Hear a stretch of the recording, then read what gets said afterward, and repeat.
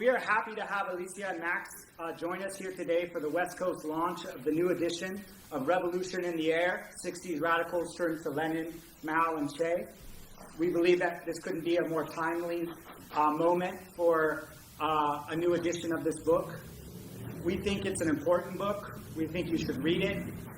We think you should share it, and that the history and analysis it presents should contribute strongly to the critical discussions and debates that compel our organizations and our movements. At CPE, we've been talking and thinking a lot about history, particularly this year as it marks the 50th anniversary of 1968. Now, to be sure, every year is the 50th anniversary of some year. So why 1968? What is it about the spirit of 68 that encourages our marking, our contemplation, and our celebration? As Max notes in the opening of his book, the very first moments of the book, in 1968, even Newsweek magazine was concerned about how that year was of great concern, noting that, quote, the nation was building toward organized insurrection. This was written in February of 1968. That was less than a month after the Tet Offensive, in which the People's Army of Vietnam and the guerrilla forces of the National Liberation Front coordinated attacks across Vietnam, surprising the U.S. occupation and sending it into a crisis of confidence from which it never really recovered. Go ahead. It's a safe space as well. Less than 2 months later, over 100 cities would erupt into organized and spontaneous rebellion in response to the assassination of Dr. Martin Luther King. 1968 would also mark the beginning of one of the deepest global economic crises since the Great Depression. Just a couple days after the assassination of King, Bobby Hutton of the Black Panther Party would be killed in Oakland by Oakland police. His murder would be one of many in a global wave of repression, which also included the Tlatelolco massacre in Mexico of Mexican students later in that year. Crisis and repression would breed resistance, upheaval and transformations from cities and rural areas to campuses to factories and beyond all over the world. In the U.S., the Third World Women's Alliance, the American Indian Movement, the Young Lords Organization would all emerge, and thousands would participate in the Chicano moratorium protest against the war in Vietnam. The Communist Party of the Philippines would be founded in '68. The PLO would make substantial revisions to their charter, and a wave of civil rights activity in the north of Ireland would prestage a renewed anti-colonial struggle that would join, both ideologically and materially, those already in progress in Africa and Asia. Millions of workers and countless students would go on strike in 1968, from France, nearly toppling the government of that country, to teachers in Florida and New York, sanitation workers in Memphis, also in Florida, and factory workers in Detroit. Student strikes such as the Third World Liberation Front in San Francisco to the Dodge Revolutionary Union movement in Detroit, strikers, would inflect their demands with the militant anti-racism, anti-capitalism, and internationalism.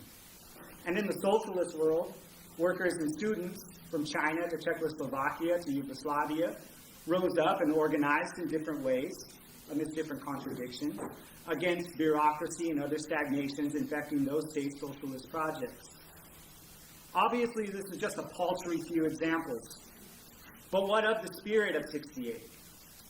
My mom would continue to shake her head at the fact that I lack a religious impulse to help me understand the ambiguous term of the spirit.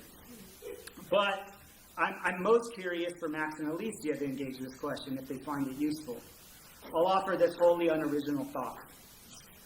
If we follow the thinking of George Jackson and other revolutionaries of the Marxist tradition and think about history moving in spirals, then we have a concept of history that is not a series of events that come and go, but an accumulation of moments that exert a gravitational pull on the moments that precede and succeed them, or maybe more, moments from which they are born and moments they give birth to.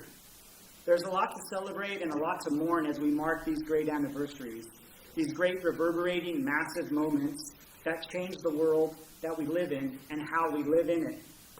Max's book talks about how people sought to rigorously understand and rigorously change the world. As Alicia notes in her foreword to the book, this is unfinished business, to say the least. I would propose that we think about the spirit of these great historical moments in and as how we relate to all the tangible and less tangible excitements, concerns, rage, doggedness, fears, griefs, triumphs, and hope that we feel and find in ourselves and each other in these moments as a spiraling collection of moments.